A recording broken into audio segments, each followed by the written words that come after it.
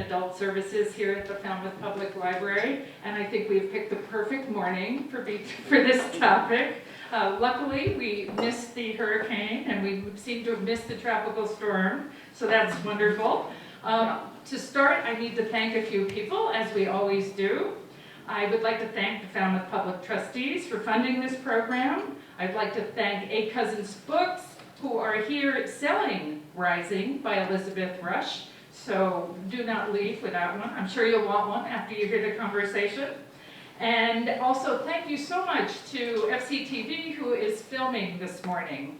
And so if you miss this, or if you miss any part of it, or you think it's fabulous, tell your friends it will be on FCTV before long.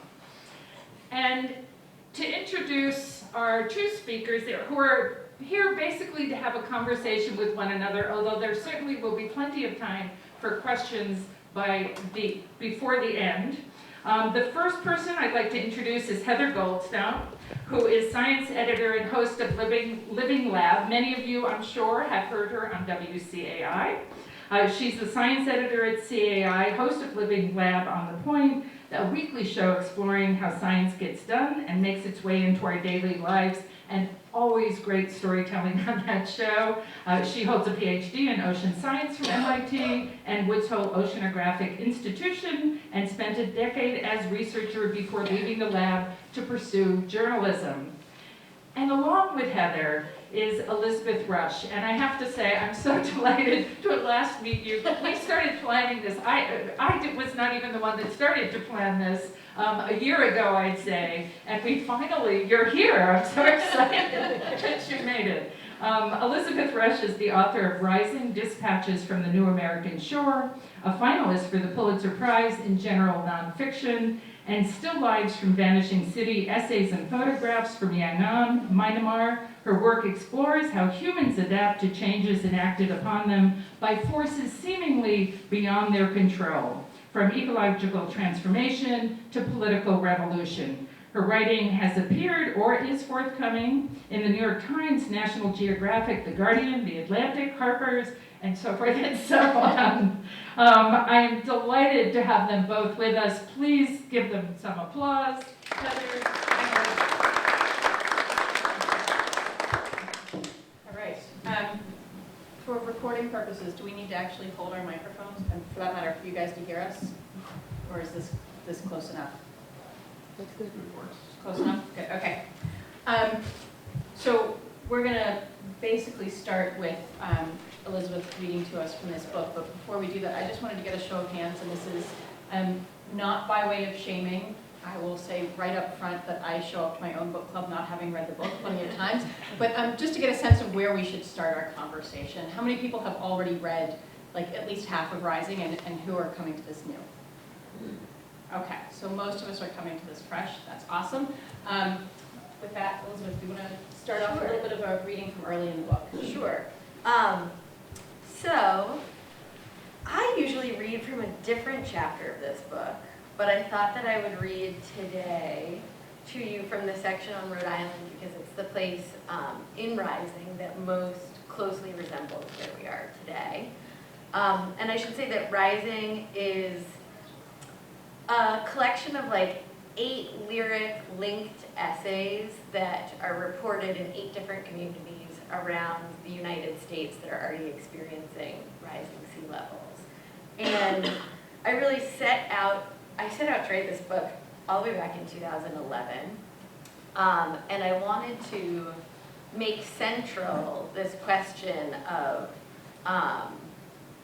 what do you do if you don't live in New York City where billions are being set aside for climate change adaptation? What do you do in the absence of some of those innovative infrastructure solutions that come along with sort of that centrality, that geographic centrality? And also, how do we learn to see the world as it's changing around us? Climate change is just really hard to place a finger on. Like, what does 400 parts per million of CO2 in the atmosphere feel like? That's a really hard thing to describe. So I tried to go to frontline communities, both human and more than human, and record how they were experiencing changes in the environment around them. So I'm going to read from this first chapter, and I think the only thing you need to know going into it is that it is a bit of a meditation on some trees that I discovered in a marshland near my house, my new adopted home in Providence, Rhode Island, that have died because of saline inundation. And they're tupelo trees. So I think that's literally all you need to know. And I'll start very close to the beginning. My first summer in Rhode Island, I returned to the marsh often. One morning, someone else is there. When he and I cross paths, I ask, as nonchalantly as possible, if he knows why these tupelo are all dead. I'm trying to find out whether he can see what I can, that the precious balance between saltwater and fresh that once defined this tidal wetland has been upset. No, the man says, binoculars jangling around his neck. I'm sorry. I'll be the first to admit that before I started coming to Jacob's Point, I couldn't tell the difference between a black tupelo and black locust, between needle rush and cordgrass. I would learn their names only after I realized the ways in which their letters on my lips might point toward or away from incredible loss. Then I became fascinated. Because unlike Descartes, I believe that language can lessen the distance between humans and the world of which we are a part. I believe it can foster interspecies intimacy and as a result care. If, as Robin Wall Kimmerer suggests in her essay on the power of identifying all living beings with personal pronouns, naming is the beginning of justice, then saying tupelo takes me one step closer to recognizing these trees as kin and endowing their flesh with the same inalienable rights we humans hold. Sometime during the last half a century, these tupelos' taproots started to suck down more salt water than they had in the past. They were stunned and stunted, then they stopped growing. The sea kept working its way into the aquifer, storms got stronger and dumped more standing water into marshes, and tupelos all along the East Coast died. Now they no longer bathe the edges of Jacob's Point in shade. The green coins of their leaves are gone, and a recent bird census carried out in Rhode Island's East Bay suggests that the bank swallows are going too. I tell the stranger all of this, the sentences unspooling fast like the outgoing tide, while he shifts from foot to foot, anxious to break away. He has, he tells me, never heard of the tupelo before. Instead of the luscious rasp of growth on growth, and the electric trill of a songbird in flight, out here at the farthest edge of Jacob's Point Marsh, we're surrounded by the ticking sound of unprecedented heat. Above us, the tupelo's empty, oracular branches groan. The oldest living black tupelo in the United States sprouted 650 years ago. That means its first buds burst while the plague was killing off approximately 1/3 of Europe. Now it's the tupelo's turn to succumb in great numbers, and the red knots, and the whooping cranes, and the salt marsh sparrows. Of the 1,400 endangered or threatened species in the United States, over half are wetland dependent. 5 times in the history of the Earth, nearly all life has winked out. The planet undergoing a series of changes so massive that the overwhelming majority of living species died. These great extinctions are so exceptional they even have a catchy name, the Big Five. Today, 7 out of 10 scientists, and that number has gone up since I wrote the book, believe that we're in the middle of the 6th extinction. But there's one thing that distinguishes those past die-offs from the one we're currently constructing. Never before have humans been there to tell the tale.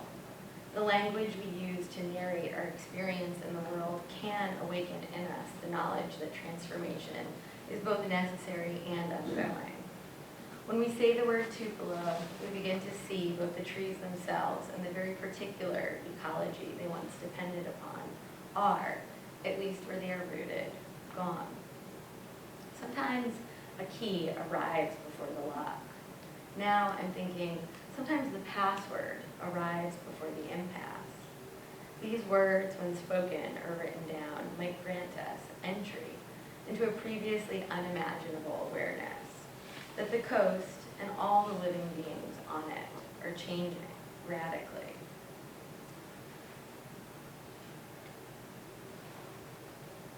One day, I decide to visit the Audubon Environmental Education Center at Jacobs Point. It's noon and I'm red-faced, my shins sliced from bull and cat briar, from spending my morning batting around the dead tupelo. The blue-haired volunteer behind the desk looks at me as though I'm mad for having been in the marshes instead of in the air conditioning, looking at the dioramas of the marshes. Can you tell me about Jacobs Point and the trees at the far end that are dying, I ask. She suggests I walk through the interpretive exhibit. She even waives the $5 fee. I sneak through 5 rooms where the rhythmic lick of water melting into mudflats sounds from a pair of Sony speakers. The mallards don't move because they've all been stuffed with wool. The box turtles swim tight circles in a tiny tank at the back of a room without windows. I emerge from a papier-mâché cave in a marsh, and repeat my question. This time she refers me to Cameron McCormick, the groundskeeper, and the person most likely to know what's actually happening at Jacobs Point. Cameron doesn't have voicemail, so I leave a message with the center secretary, and 2 days later he calls me. We meet at the path down to the marsh the following morning. His eyes are wild and attentive, filled with flecks of cornflower and amber. He wears carpenter's work boots that have come undone and a poorly tie-dyed Audubon t-shirt, clearly abandoned by a summer camper. He will spend the rest of the day cutting down invasive head-high grasses called Phragmites. Cameron has a degree in ecology and has been managing Jacobs Point for the last 5 years. It's a process that he says has become increasingly difficult with systems inputs. Temperature, saltwater levels, high tides and lows all shift. He makes a plan, the saltwater inundates a new portion of the marsh, and the entire ecosystem changes. Jacobs Point, like all tidal marshes, contains 3 distinct zones: low marsh, high marsh, and an upland area at its farthest inland edge. Every day the low marsh is covered in saltwater twice, and also uncovered twice. The high marsh slips beneath the salt only in storms. Which is to say, along the point's seaward edge, plants and animals have adapted to live with the tides, while upland the opposite is true. Think of a tidal marsh as, like all wetlands, a transitional region where distinctions blur and the entirely wet world morphs into an almost entirely dry one. It is a liminal ribbon, an in-between, a spit of land at the edge of things, where the governing laws change 4 times a day. Tidal marshes are frontiers, and as Gary Schneider says, a frontier is a burning edge, a frazzle, a strange market zone between 2 utterly different worlds. To pass from one to the other is to cross an almost imperceptible but important boundary, the place where fresh water meets the brine of the sea. In the past, when sea levels dropped, the marsh dropped down too, and when they rose, the marsh rose with them, Cameron says, as we work our way past the dead tupelos towards the rugosa-studded bank. If you were to take an aerial time-lapse photo of the process he's describing, it would look as if Jacobs Point and the oceans were moving in and out together, the way desired follows the desired. This swirling migratory dance is primarily the result of 2 different physical and ecological processes. The first is called accretion. As salt water flows in and out of the marsh, vegetation traps some of the sediments suspended there, and those sediments settle into the marsh grasses, and it gains elevation, Cameron tells me. If accretion makes marsh migration possible, then rhizomes power the retreat. Dense, arterial, interconnected, these specialized root systems run below ground, giving a wetland its shape. In the past, as sea levels rose and the marsh gained sediment, rhizomes would pull away from the increased salinity, while simultaneously sending out new shoots, often uphill, in search of a kind of water that suited them best.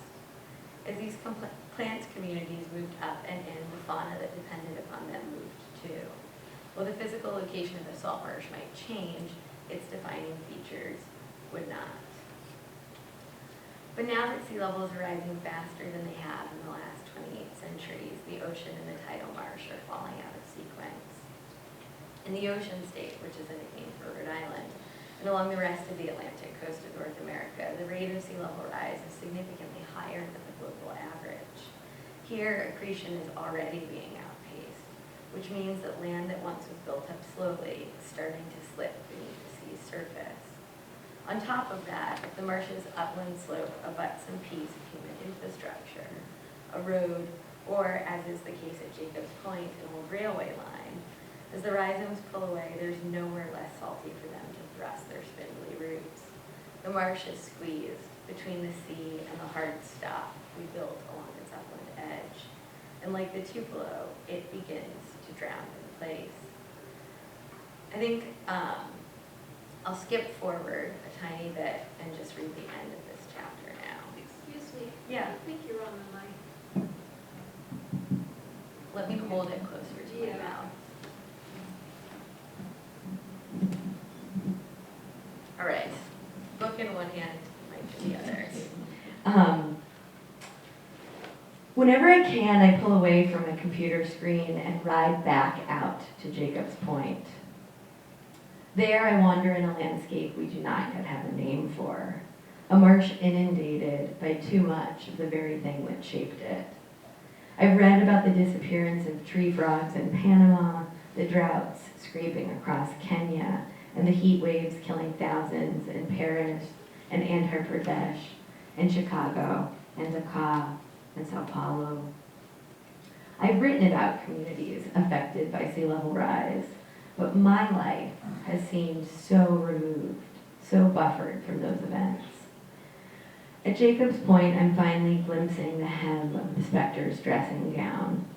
The Tupelo, the dead Tupelos that line the edge of this disappearing marshland, are my Delphi, my portal, my proof, the stone I pick up and drop into my pocket to remember. I see them and know that the erosion of species, of land, and if we are not careful of the very words we use to name the plants and animals that are disappearing, is not a political lever or fever dream. I see them and remember that those who live on the margins of our society are the most vulnerable, and that the stories of species vanishing is repeating itself in nearly every borderland. In 100 years, none of these trees will be here. No object thick with pitch to make the mind recollect. And if we do not call them by their names, we will lose not only the trees themselves, but also all trace of their having ever been. Looking at the bare Tupelos at the farthest edge of Jacobs Point, I'm reminded of something John Bear Mitchell said when my students asked him how the Penobscot people of Maine have responded to centuries of environmental change. Our ceremonies and language still include the caribou, even though they don't live here anymore. The change is in how we acknowledge them. His response surprised my students. He seemed to be saying, learn the names now, and you will at least be able to preserve what is being threatened in our collective memory, if not in the physical world. His faith in language clearly eclipsed their own. And then there is the pleasure of it. I like my excursions best when I am alone, waking early to ride to a slender little marsh that most overlook. The wild blackberries ripe from summer heat, seemingly fruiting just for me. The black needle rush, dried in logarithmic spirals, and the patches of salt marsh cordgrass that look like jackstraws and blowdowns in an aging forest, both bearing the delicate trace of the last outgoing tide. Beyond the stand of tupelos, the marsh still hums with the low-grade sound of honeybees hunting in a loosestrife. The ospreys cast their shadows over cicadas and lamb's quarters and bayberry. This tiny journey into the marsh feels like a grand field trip. Mud snails wrestle in the ebb tide. A great egret hunches at the far horizon, scanning for mummichogs, and the sea balm rushes through the tree of heaven. I walk out only a fifth of a mile farther than most people go, and yet here there's so much happening, so many unexpected gifts and self-made surprises. Dropping down, I arrive at the water's edge. I pull on my bathing suit and dive into the bay, but not before stubbing my toe on a barnacle-covered rock submerged just beneath the surface. I care intensely about being here, about coming back alone and often, and I don't really understand why. Sometimes the key arrives before the lock. Sometimes the password arrives before the impasse. Speak it and enter a world transformed by salt and blue. Say, Tupelo. I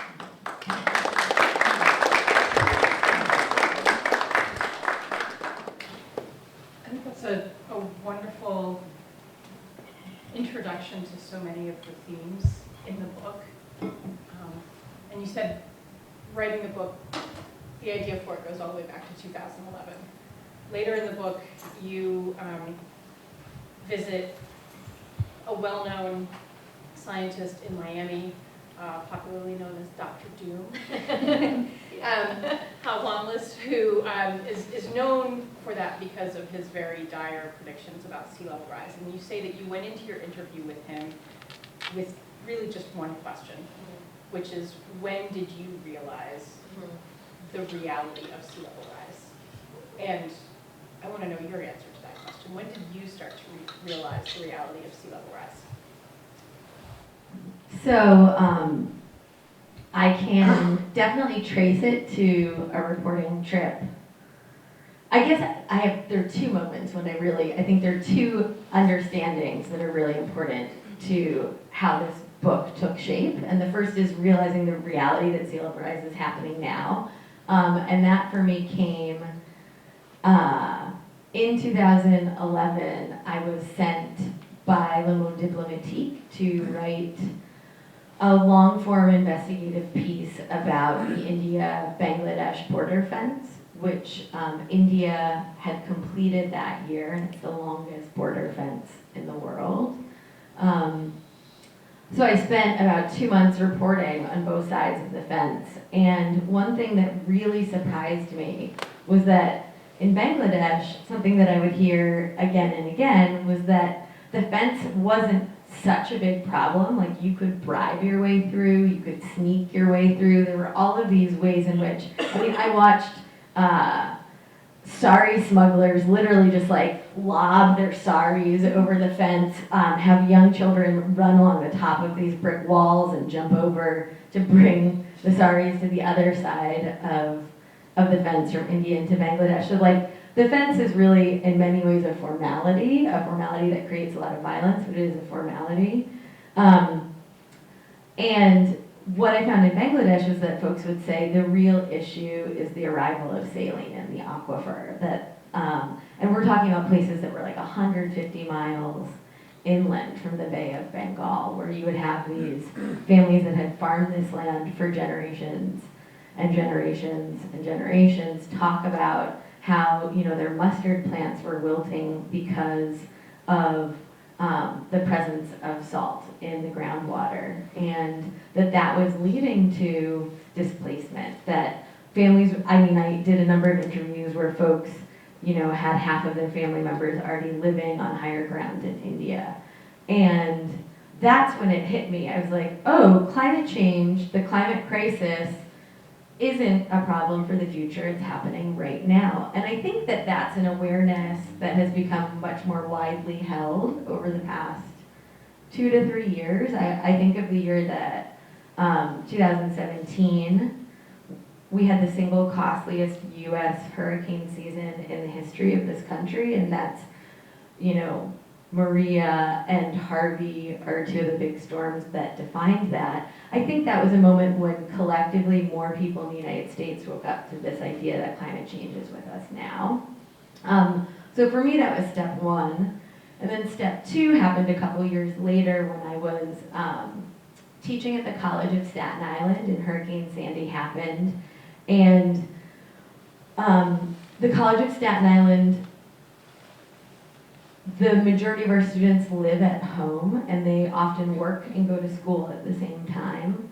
And our campus closed for 2 weeks, and when we reopened, a lot of my students were gone.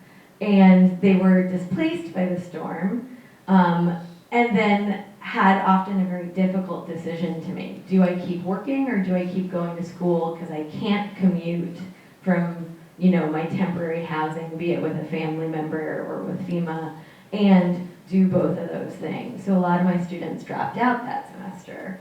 And that's when I realized that climate change and sea level rise, which I think we often think of, when we think of coastal communities, we often think of really wealthy coastal communities, but that is not necessarily the case.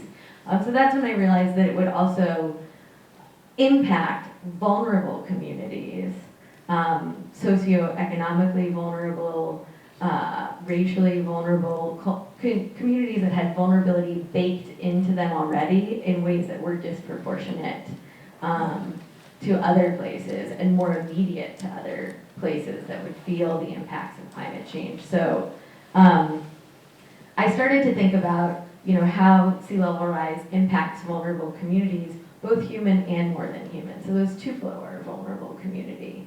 All of these different species that are wetlands dependent are vulnerable. So those are really like the two aha moments that shaped how this book came into being. And I love the phrase that, I didn't write down the exact words, but as you were reading that section, the communities at the margins of our society, right? Which, yes, the marshes, our beaches, our coastlines, our ecological communities at the margins of our society. But then, and you spend a fair bit of time in the book writing about marshes and ecological changes, but you've also sought out, as you've said, the socially marginalized human communities at these edges, whether it's in Miami or, I mean, one of them that was one of the stories that you come back to a couple times in the book that was so touching to me is a community that many of us have probably read about in the New York Times, Ile de Jean-Charles in Louisiana, which is a Native American community, and the process that they have gone through over hundreds of years to first arrive there and to now be facing leaving there. And you talk at some point in the book about, you know, we do have these assumptions about coastal communities being very wealthy and are often not very sympathetic or empathetic to the people who live there, right? Your fault, you made the choice, you want to live there, you're going to have to deal with the consequences. And you have a really beautiful and empathetic way of not just, as I think sometimes happens in the other direction, going all the way to making these communities out to be victims and completely blameless, but not also blaming them for where they are, finding this really beautiful, neutral, and empathetic ground. And I wonder how you came to that. Yeah, so there's a lot there. I think for me, that awareness that to live on top of flood-prone land is not an ahistorical choice really came about in Louisiana. And for those of you, if you're watching the Climate Change Town Hall, a member of the Ile de Jean-Charles actually asked a question about retreat from rising seas and how in particular to preserve a community's identity, in particular this indigenous community's identity through these massive changes. And I don't think, as much as I love, I think it was Bernie Sanders, as much as I love him, I don't think he gave a very fulfilling response. I quite frankly don't think any of the candidates had a good answer to the question of managed retreat, which is a question that we have to take really seriously. So going back to Louisiana, that was, so after I went to Bangladesh, I came back to New York and I was like, oh, you know, pardon my French.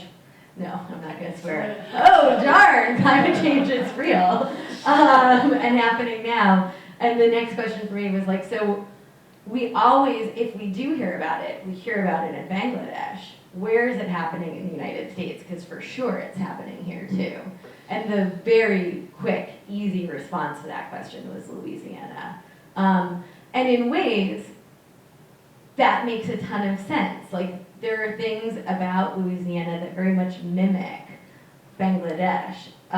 Louisiana is a deltaic community. A lot of the state is, you know, on this low-lying land, really wetlands built up by the delivery of sediment of the Mississippi River down at the river's mouth, all around the coast of Louisiana, which is very similar to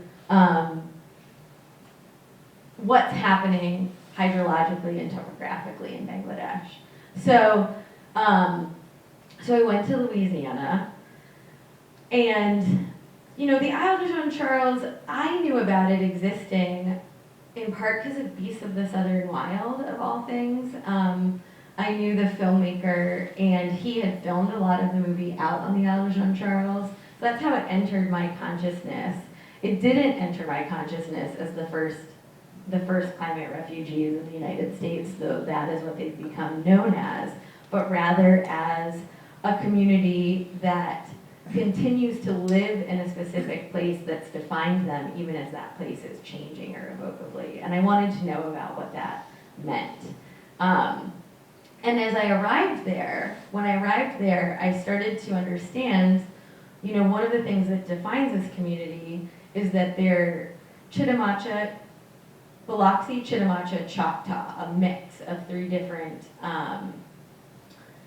Native American tribes, and precisely because of that, and the way that they intermarried with Cajun folks, their land hasn't been designated as, it's slipping my mind the specific word for it, but Like reservation. a reservation, thank you. It's not been designated, they're not sort of like self-governing, that's not technically their land because of this complicated history, and the complicated history is that all of those different tribes were fleeing forms of colonial violence and all arrived in this marshland because it was a place that no one else wanted.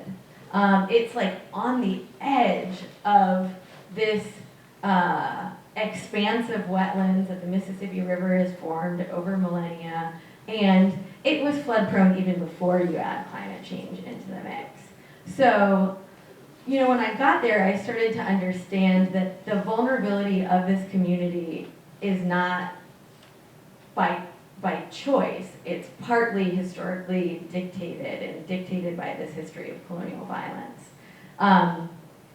So to call them, to say that they're at blame for living in a vulnerable place, to me is just like wildly unfair. And then, yeah, I returned to the community over a period of about 5 years as they grapple with the question of, you know, they've lost over the past 50 years 95% of their land. This is an island that has shrunk in size, and the population at its height was about 300 people, and now you probably have about 25 people living out there.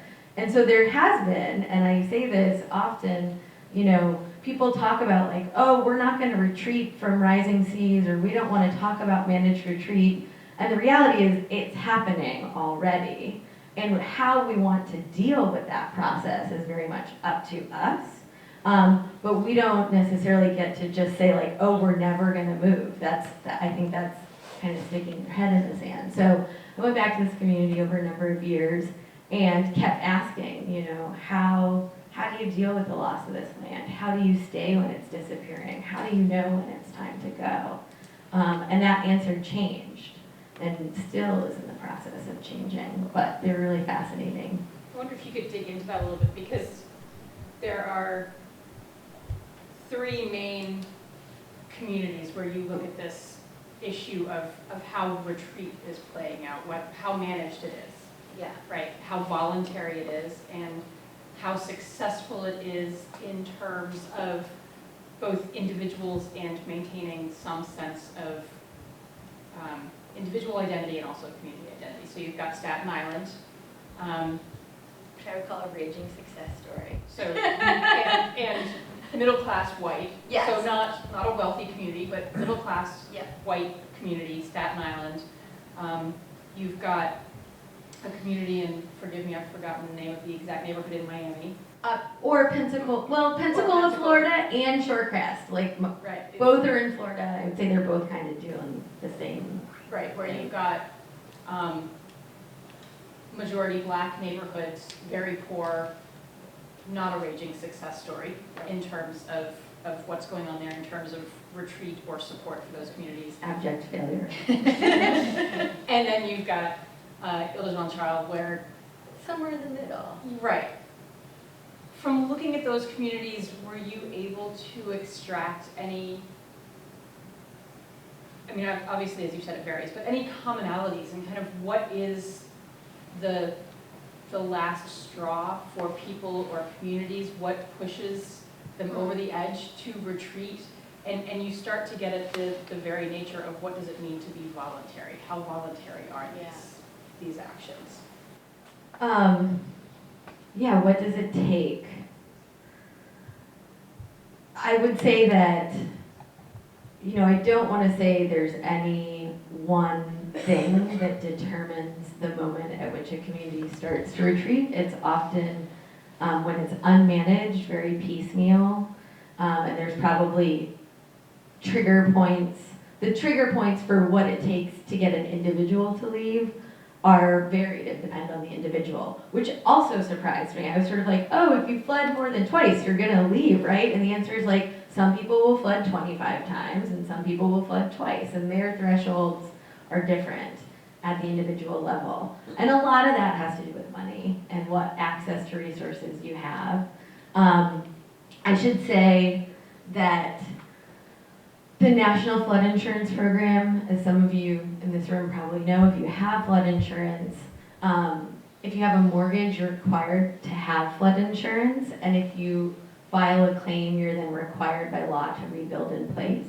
So it's literally the single largest tax on that program, and the program's $20 billion in debt after $14 billion of debt forgiveness, are these homes that are called repetitive loss properties, and they're homes that have flooded more than 10 times.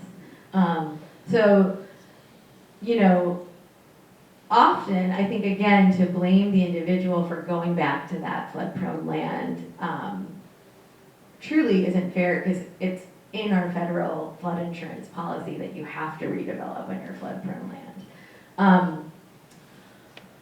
There are discussions about changing that, but there have been discussions to change that for a decade, and they haven't really gone anywhere yet. So that's one aspect of it. So I want to slow down a little bit, or zoom into one community, which is the community on Staten Island that I think was a success in terms of managed retreat, and talk a little bit about how that happened. And I taught on Staten Island, so again, I got to watch this story unfold over a number of years. But along the eastern shore of Staten Island, you have land that was formerly wetlands, and you have a lot of working class whites living there, civil servants, firemen, postal workers, I should say firefolk, firemen and women. And that land is flood prone in the absence of climate change, and they've experienced more and more and more flooding over the past decade. So a lot of them will say, Sandy was a 500-year storm. The year before that, we had Irene. That was a 300-year storm. And the year before that, we had this really heavy rain event, which was a 200-year storm. So we had 1,000 years of storms in 3 years. That's a refrain that I hear in a lot of these communities, that a tipping point is it's like a succession of flood events year after year. Because you know, if you get a flood in August of this year and then you get a flood in August of next year, if you are lucky, you are back in your home. And you likely have blown through some of your savings to get back into it. And you're also, you know, mired in the bureaucratic mess that is the National Flood Insurance Program. So when that second flood hits, and again, if you're lucky, you don't have the buffer anymore. You don't have the personal savings anymore to, you know, flee when the storm comes, stay in a hotel, you're waiting for FEMA funding, you know, often for a month to get that hotel covered. So whatever buffer you had is often gone by the second storm. And if you get hit a third time, it's like, I'm done, I'm out. So that's something that seems pretty common amongst all of these communities. So in Staten Island, you had 1,000 years of storms in 3 years.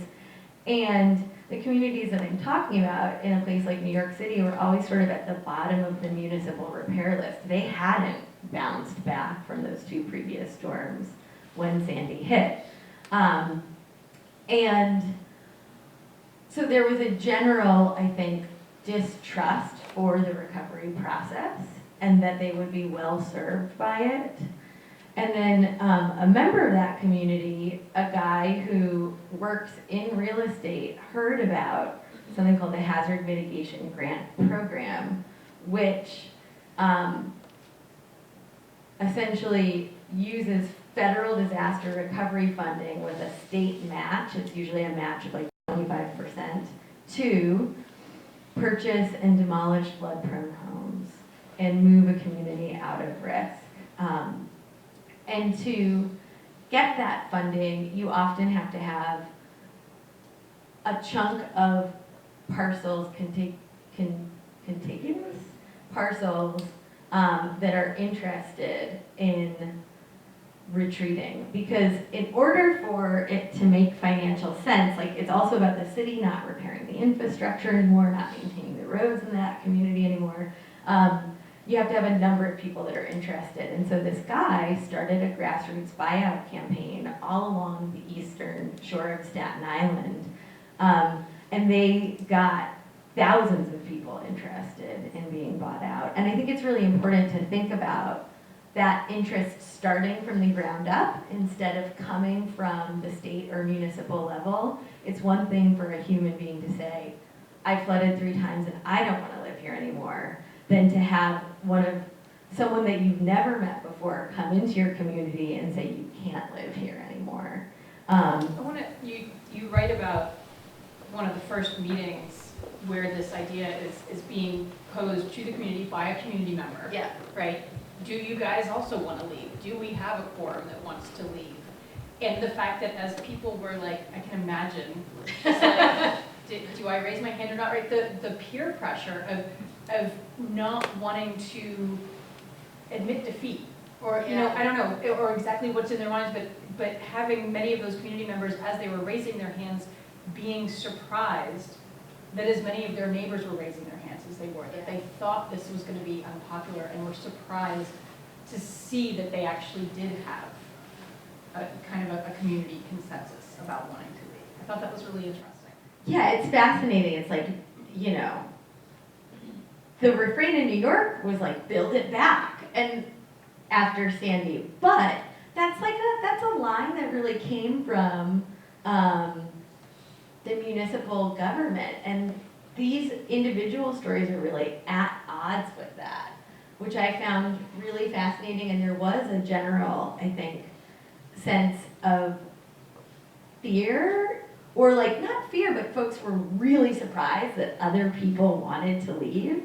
And I should say, you know, with this program, participation is completely voluntary. And so that was something that I think was really helpful, in that you could express interest, but that didn't mean that you were definitely gonna do it. It was like a kind of curiosity. And again, like that information circulated within the community and was circulated by community members. It wasn't someone from outside the community saying like, oh, it's voluntary, to which I might be like, yeah, is it voluntary, you know? So there's so much of what happened in Staten Island, I think, is really about the exchange of information on the ground.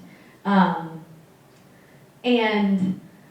then, so 3 different areas of the eastern shore of Staten Island were ultimately bought out. And that includes about 600 homes. So we're not talking about like wiping all of the homes off of the eastern side of Staten Island. We're talking about homes that are like literally alongside or in wetlands, that the members of those communities wanted to leave or expressing interest in leaving. The city did something really interesting, and they offered a 5% bonus on closing. They said, if you remain within the 5 boroughs, we'll increase the amount of money you get for your house by 5%. And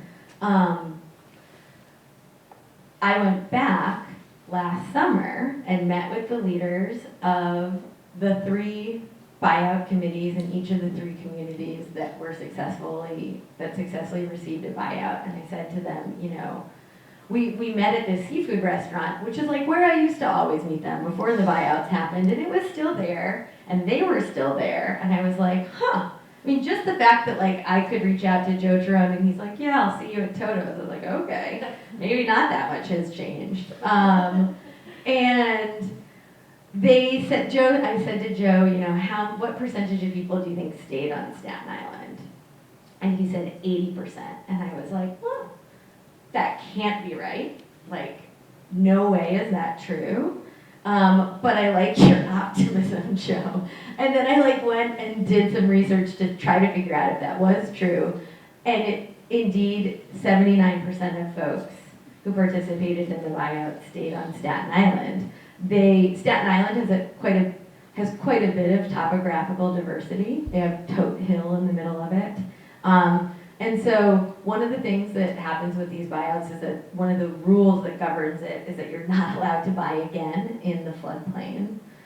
So the majority of these people, indeed 79% of folks who participated in the buyouts in Staten Island stayed nearby, they moved up the hill, and they just weren't directly exposed to flooding anymore. So it didn't mean the fracturing of this community. It didn't mean the end of Oakwood Beach or Ocean Breeze. You know, the network of people that live there remains very much intact. The network of resources that they access and use, the butchers, the gas stations, the bookstores are all there.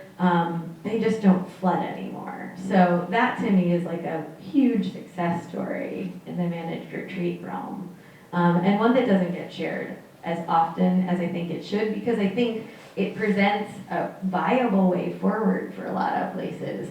Because otherwise, you just have these repeat storms and the people who can't afford to come back leave. So when I talk about the Isle de Jean Charles and there used to be 300 people living there and now there's 25 people living there, that's non-managed. They're in the process of perhaps going into a phase of managed retreat, but for the last 25 years, that's non-managed retreat. In these African American communities that really have very little access to funds to rebuild or think about resiliency in the wake of the storm. You know, I spent time in Pensacola walking this neighborhood of the Tan Yard, and you have these like shotgun shacks, and it's just one after another with flood marks, 3/4 of the way up the building that are abandoned. So those are people that lost whatever equity they had, and also lost their community. So I think there's this sense that, moving away from risk is already happening. How we want to do that, and if we can think about ways in which we might keep our communities intact through the process, is a discussion we need to be having. That's my long answer in this retreat. I want to hand it over to audience questions very shortly, but especially when you mentioned Pensacola, you write really, you're one of few people that I've seen put issues of risk assessment and empathy really front and center and explicit. Like they have to be part of how we go forward with climate change, whether it's managed retreat or other things. But you put them really front and center in this book. And in one way, one thing that you include in talking about your research in that community in Pensacola is also an experience you had of sexual harassment by a colleague.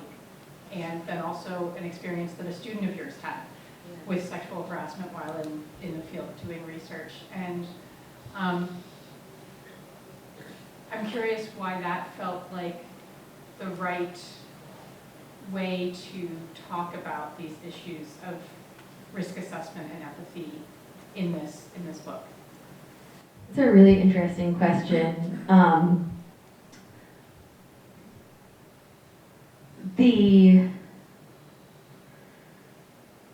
That chapter for me was certainly the hardest to write, and it's the one that feels the riskiest, and it's also one that my publisher flagged as like potentially causing a lawsuit. So there was You give a first name, not a last name of. And it's a changed name, and at the 11th hour I had to scrub all details from that chapter, which was a process that left me pretty angry, to be honest. But also I understood that I couldn't expose myself or my little nonprofit publisher to the potential risk of a lawsuit. Which starts to get at answering your question in a way. I should also say, so, you know, those of you who've done any work like this, if it's field research or scientific or as a journalist, you know, you go out and you gather as much information as you possibly can, and you spend time gathering that information, then you come back, and you have to figure out, especially as a writer, what story you're gonna make out of what you saw, out of the data you gathered. And I came back and I was like writing the Pensacola chapter for quite some time and was really not pleased with it. And kept feeling like I was like missing the fulcrum that this chapter was gonna turn around, was gonna revolve around. And during that fall, a student of mine who was really dear to me, or actually it started unfolding in the summer. She wrote me, she was doing field research in a fishing community and had experienced really explicit sexual harassment and felt really physically endangered. And it became very clear that, you know, none of her education had prepared her for that experience about what to do. So, you know, my first line of thinking was like, you know, you need to treat this like you're solo hiking the Appalachian Trail. You need to like make daily check-in times. If you don't show up for them, that needs to set off an alarm for someone. Like there's a set of practices that I've developed as a female journalist who works on her own that I shared with that student. She comes back to campus in the fall and says to me, you know, something that truly broke my heart. She was like, and she's so talented, and she was like, I'm just afraid that I, you know, brought this upon myself, that I'm too open, that I'm too kind, that I smile too much, and that's why this guy is treating me this way. And I got so mad. I was like, don't you think that, you know, that, I don't think I said it in quite the tone, but that's what I was thinking in my mind. I was like, all of those things that you just listed are the things that make you really good at what you do. And I don't want you to think that they are things that you ought to leave by the wayside. They define who you are as a writer, your ability to empathize, your ability to listen. And so I was really angry that she went down this train of thought. And somehow, you know, I had done all of those same things in the wake of Pensacola. I brought this upon myself. I was too kind. I had dinner with this colleague. I shouldn't have done that. I need to be more clear and more rigid. And it was an aha moment for me that suddenly, you know, and this was before Me Too, that this was a place in this book that I could start to think in a more generalized way around what vulnerability is and how we experience it in our bodies, because a lot of the talk that we hear about risk assessment deals with financial risk, and it really doesn't think about physical vulnerability, because in all of the communities that I've written about, citizens have died. People have died because they're living atop this flood-prone land. So like physical vulnerability is really important, and again, that physical vulnerability is not ahistorical. It's often inherited for a number of different reasons. So this felt like an opportunity to also, try to help people think empathetically about what it means to be vulnerable to flooding. Because, half the people in this room, if you're a woman, you know what it's like to feel physically vulnerable. So it felt to me like a place to create a bridge. So I'll leave it at that. Yeah, I think that for me, I started off as you were going into that saying, I wonder why is this where we're going? And came out the other side of it with a whole set of parallels, right, to issues of guilt and blame, how we assess risk when we feel vulnerable. You also talk about the fact that you realized going into the community in Pensacola that you've been warned about the potential dangers to you from that community. Yeah. And that in fact your sense of risk had been completely wrong, that we often are worried about one set of things when we need to be worried about something else. And I was like, oh, well, that fits climate change as well. The idea that this is, that climate change is personal, that it's not just somebody else, that it's also us. Like there were a whole set of really powerful parallels there. So Thank you. it is noon. I would like to, time flies, right? I would Really? Okay. Yeah. I want to give anybody who, I could keep asking her questions all afternoon, but I would like to give anybody else who has a question for Elizabeth a chance to ask. And if you have a question, I'm going to use the mic because CTV is filming, so therefore,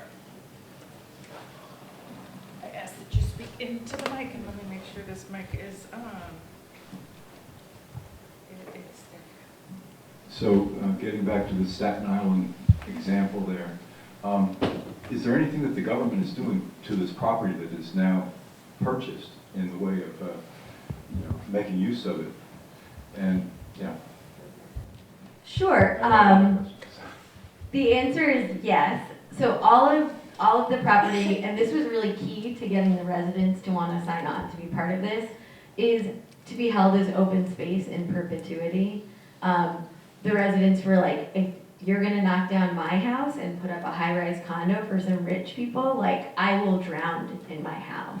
I do not want to be part of that. So all of the land has been rezoned as open space, and it's part of something called the Staten Island Blue Belt. There's a Staten Island Green Belt, which runs through the center of the island and is, hiking trails and forest space and, Girl Scout camps and Boy Scout camps. And then the Blue Belt is not as contiguous a thing yet, but so essentially that land has been reseeded with native grasses and is being returned to wetlands. And I was back out there, and it's pretty amazing what's happening. You can see, I saw deer out there that I had never seen before. It's become a lot more vital in animal and non-human life. And so and it's also designed to act as a buffer in the storms to come. So you still have people living pretty close by. The idea is that these wetlands can also help absorb storm surge in the future. Great. And also, do you know anything about the status of mangrove swamps these days worldwide? And whether it might be useful? Mangrove swamps are excellent. They sequester a lot of carbon. They, like these wetlands, can slow storm surge. I know that the places where I've looked at mangroves are primarily in southern Florida, and well designed to, able to live with a certain amount of salt water. Certain mangrove species have a threshold, so we are seeing some of these really vital mangroves also die in a way that's not dissimilar to the Tupelo, because some of that salt water, the saline threshold has been surpassed, but others are doing pretty well. So it really depends on this. It's a very species-specific question. Can I go quickly back to Staten Island? Because you described going back to the neighborhood and the fact that each property where a house has been demolished has some sort of like little government sign there, and very specifically the tape that they put up, you know, and mark these demolition areas. And something about the description struck me very viscerally as a parallel to a cemetery. And from that, I went to, I wonder if there's any plan for more permanent markers there, not necessarily in the sense of a cemetery mourning what was there before, but as a way to mark and maybe celebrate the success of this, that this was at one point a neighborhood. Let's remember that, but let's also celebrate the success of getting out of the way and what it's turning into. So there's like, my brain went 3 different places. I'm gonna try to remember all of them. The first answer is that in Staten Island specifically, like there's talk about, do we make like walking trails? Do we make this a kind of public park? They're also talking about putting up a big seawall in Staten Island, which the majority of people who participated in this buyout are like, that's insane, because they had a big berm on the edge. A lot of these communities had berms on the edge of them, and the berms were overtopped during Sandy, and a lot of the destruction came from not just that you have a storm event, but that you have water that overtops a 14-foot high berm and then rushes down the back of it. So there's a sense, I think, like, oh, that seawall actually could increase vulnerability. We know sea levels are rising. It will be overtopped at some point. So there is talk about sort of like integrating some of that area into a kind of park on the potential back of the seawall. I also followed this really fabulous landscape architecture team called Asmith Landcraft, who recently won a competition, a National Park Service competition, to put in a new memorial in Washington, D.C. And what they proposed to do was essentially I think it's called Haynes Island, which is this long island, Haynes Point, that runs in front of the Jefferson Memorial. And the end of Haynes Point is already, being inundated during high tides. And so they wanted to take that land and grade it and put in a field of cherry trees that would slowly die as the water got higher. And they won the competition. Washington has not given them the permits to put in that memorial, and they actually approached they approached Staten Island to see if they could do it in Staten Island. They also got a no, so they're still searching for a site. So that, I think that's one of these memorials that to me was really a really powerful idea. And then thinking again, I did get all 3, to the Isle de Jean Charles. This is an indigenous community that has had this non-managed retreat for about 30 years. They recently got $48 million to move off of the island together as a group. And they have purchased land about 40 miles inland. It's a process that's really mired in difficulty that I won't I could touch on at a different moment, but one of the things that is set aside in this grant money is the idea of how do we create a catalog, how do we create a living memory of what the island was and carry that with us to where we're going to be. And I think that that's a really important part of this. So, you know, is that like doing oral histories? Is that a physical space? Is that a marker on the island? That's all part of the discussion that's being had as this group prepares to leave their ancestral land. I think we have another question over here. This is sort of a question about the remaining climate change deniers out there.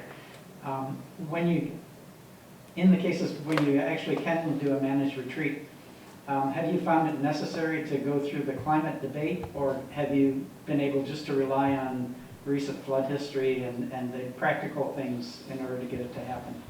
Yeah, so Staten Island was like largely Republican, and the answer is you don't need to talk about climate change. And I think that that was also eye-opening to me, that folks have a flood history, and they are willing, they can often make fairly rational decisions around that flood history. Well, I don't even want to say that. They make decisions around that flood history that's not as politically loaded. What was fascinating for me to watch in Staten Island was that people would say, I'm flooding more, I don't know what's causing it, I'll leave that, like I'd ask them about climate change, I'm not a scientist, I don't want to answer that question. There were lots of ways of sort of dodging it. And to be honest, I didn't push, and I think that's part of why I sometimes did my job well, because I was like, I'm going to check my discourse at the door. I want to hear from you. You're a voice that's not usually part of the climate conversation. So let's just start with like the active listening. And when I went back last year, and you had all these communities who had retreated, many, and the overwhelming majority didn't want to talk about climate change. When I asked them about the seawall, and I shouldn't say, you know, when I asked the community leaders about the seawall, what do you think of the seawall? The response was, seas are rising, like that's not going to be enough. And so there was this real fundamental shift from not wanting to talk about climate change to saying, you know, this design solution isn't going to cut it, and to talking about it really openly. And I think part of what happened there was that they got control over the story. They got to say, you know, climate change was no longer an existential threat to their community. It was a series of threats that they then chose the response that they wanted to have and then executed it together. So I think that there is some power in thinking about agency through these changes, and how one of the things that people I think shy away from in terms of climate change deniers or not is this idea that it will fundamentally change everything about their lives. And I think in order to sometimes get around that, you have to help people come to solutions where not necessarily everything in their life has to fundamentally change. I do think there are also fewer and fewer climate change deniers out there as these risks become more real every day to all of us. Okay, we've got one more question here. Well, that'll be me. Hello. You may have covered this, I haven't read your book, but all the stories that I've heard today involve sort of small residential communities. There are big, solid, entrenched communities that are seeing the effects of sea level rise. I remember seeing maps where DC would be mostly inundated. And I know there's more and more flooding in DC, there's more and more flooding in Lower Manhattan, and even Boston last year had seawater rushing into the aquarium station. On a completely different side, although relates to what you've just said, Are there forces acting at these larger scales where power plants are threatened, roads are constantly being flooded, far from residential housing? Yeah, so, I mean, the book really primarily focuses, it takes the climate change gaze and puts it on the margins, puts it in often rural, out of the way places, because I think those are the places in some ways that are most directly impacted with the least amount of funding available to think of innovative design solutions. I mean, for sure, all of these, if you're a place like New York City, I mean, they're talking about putting in, big tidal gates near where the Verrazano Narrows are. Venice already does that. We know that there are limits to those functioning, and we saw them fail last year. The Thames, Providence where I live, we have a hurricane barrier. I also live on Mount Hope. But it's a really different question when you have property taxes that can fund these big infrastructure solutions. But I think, to your point, there's also, there's always this balance of the question of, okay, we can think about retreat, especially in residential communities, even in cities, because you have the National Flood Insurance Program, and that can be a kind of lever that can provide funding or can provide incentives to move away from risk. But then you still have this infrastructure. So at what level are you going to continue to invest in that infrastructure, and when do you cease to invest in that infrastructure? Do you, raise a bunch of roads? We're seeing that in Miami, that you're getting a lot of raised roads, which at the same time funnels the water into foundations of the folks who live along those roads. You also have a bunch of floodwater pumps in Miami. So those are things that are happening on the beach where the property taxes are high enough to fund those. I think of them as bridge solutions. They will get us through the next 20 years, 30 years. If you talk to, the end of the book ends in San Francisco, and I had this fabulous conversation with a man who's the head of the San Francisco Estuary Institute, and he's worked on planning solutions in municipalities from, in big cities from Hong Kong to San Francisco to London. He's worked all over the world the past 20 years on this issue. And he said to me, we have to understand that all these things do is buy us time, that we will have to move from the lowest lying land. And if these things buy us time, and especially buy us time to think about how to move those who might not have access to resources otherwise, I'm all for them. And he's a big proponent of something called horizontal levees, which are these graded at 1% and 2% degrees levees, as opposed to a levee that's kind of like this. It's a graded levee that goes out into the bay. They're putting a bunch of them into San Francisco now. The idea is to give species an opportunity to move up and in, and they're pretty cheap comparatively, but he's it's a short-term solution. So that's kind of where I end up. Yeah. Well, thank you so much for being here today. Thank you for a really beautiful, deeply human book that is it's a beautiful blend of scientific accuracy and deep human empathy. It's really powerful for those in the room who have not read it or watching who have not read it. I highly recommend it, and I want to make sure we have time here today for those who want to get a copy and get it signed by Elizabeth, that you can do that right over here. So thank you so much. Thank you.